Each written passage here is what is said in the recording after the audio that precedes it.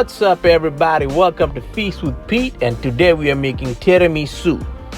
It translates to pick me up or cheer me up. So you know what cheers me up? Y'all hitting that like button for the YouTube algorithm and subscribing to my channel if you already haven't. Okay, so let's get started on this.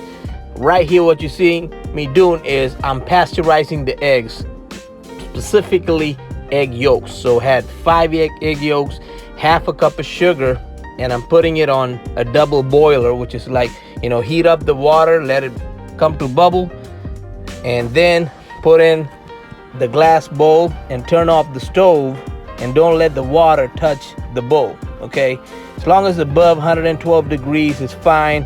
And take it out, and then you're gonna whip it with a hand beater. Okay, and that right there is a mascarpone cheese. So if you have this at room temperature, it's better, but if not, you can just add it in.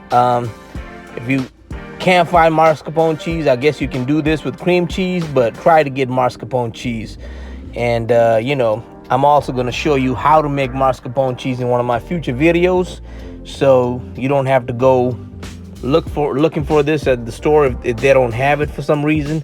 But most American stores are going to carry this, so go get you some mascarpone cheese. It's about like, I think, 8-ounce canisters, so it's about like, you know, 16 ounces of mascarpone cheese. And you want to blend that, you want to whisk that with the egg yolks and the sugar, and make sure the sugar and the egg yolks and the mascarpone cheese is whipped very well.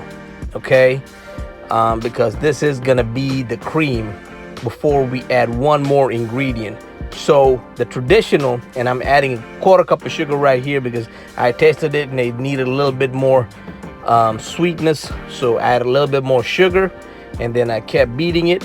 But the original recipe calls for egg whites, okay, the authentic recipe.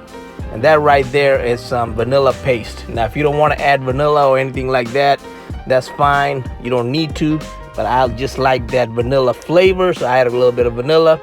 And right here, I'm gonna whip up the whipped cream. So like 1 2/3 cups of heavy whipping cream. Now, this is not the authentic way of doing it. Now, right here is where you will be whipping up the egg whites. Okay, so for the people who don't want to use the egg whites and you want your mascarpone cream to be a little thicker, you're gonna use whipped cream instead. All right, so that's the trick. So just whip it up till it stiff peaks, and then you're gonna basically fold that in with this mixture. So this recipe, tiramisu pick me up or cheer me up, actually was introduced in the brothels of Italy. Okay, the brothers who were gonna get lucky, you know, had some right before they got lucky, or had some right after, because they needed to pick me up with a little bit of coffee, a little bit of alcohol. So, you know, that's how it was invented, or at least that's what I've heard. So to make this tiramisu, this pick me up, you're gonna need some ladies' fingers. You can get that at Safeway. Any grocery store that has an Italian section would have this, or you go to your favorite Italian store. You know, I got these at Italy, and you want to dunk them in coffee. So the way I made my coffee was just black coffee with evaporated milk and a little bit of Kalua, and I let that sit in the fridge for a little bit, because you do want to dunk them in cold coffee and not hot coffee. So that's definitely a tip that you want to take. And I've seen people put the cream first and then put the biscuits, but I put the biscuits first and then put the cream. And coming back to the coffee, y'all, you know, if you have kids and worried about the coffee or the alcohol content of this, you can always make this with some decaf coffee. You know, if you have kids and serving this to kids. But if you're serving this to adults, you know, of course you can add coffee, a little bit of Marsala wine, Frangelico, any type of coffee liqueur will do. You know, I've seen people add rum here as well. So there's different options of going about it, especially for this coffee chocolatey tiramisu. So for traditional tiramisu, it's going to be coffee, or espresso is going to be your base before you mix the shot of alcohol with that coffee. Okay, so Right here, I'm putting some dark chocolate and some Dutch processed cocoa. I've seen people put like regular cocoa, you know, Nesquik, all kinds of different things. Whatever that you think it's yummy to you, add that, okay? For me, Dutch processed cocoa blows my mind, so I gotta add a little bit of Dutch processed cocoa. And another tip is, if you put the sugar side down on the biscuit, you know, I think it will have a better result. It's just my way of thinking. I've seen people do it the opposite way as well, so it's really up to you what you want to do. I've seen people put the cookies and kind of brush in the coffee because they don't want too much coffee. So there's different ways of doing it.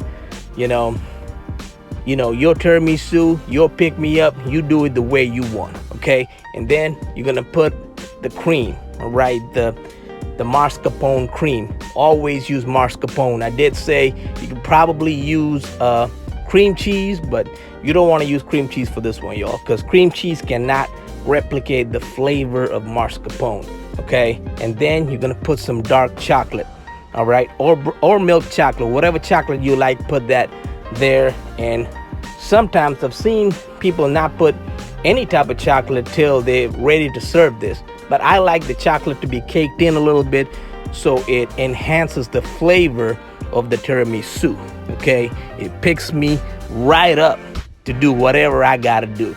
Like gentlemen back in the old days who went to the brothels, they had to handle their business. You know, I just wanted to pick me up so I can, you know, work a little bit more. All right, so however it makes you to pick yourself up, that's what you do. All right, put some chocolate and then cover that up and leave it overnight in the fridge. Technically you can get away with 6 to 8 hours, but overnight's always ideal. Around 12-hour mark, you know, is good. It's actually better in the 48-hour mark. There it is, it's ready and it looks perfect right there. And my friend Caroline, she's gonna let you know how she likes it. So good. What do you like about it? Oh my god, it's moist. I love the layers. Your cream is really good. So, oh my god, the topping is perfect.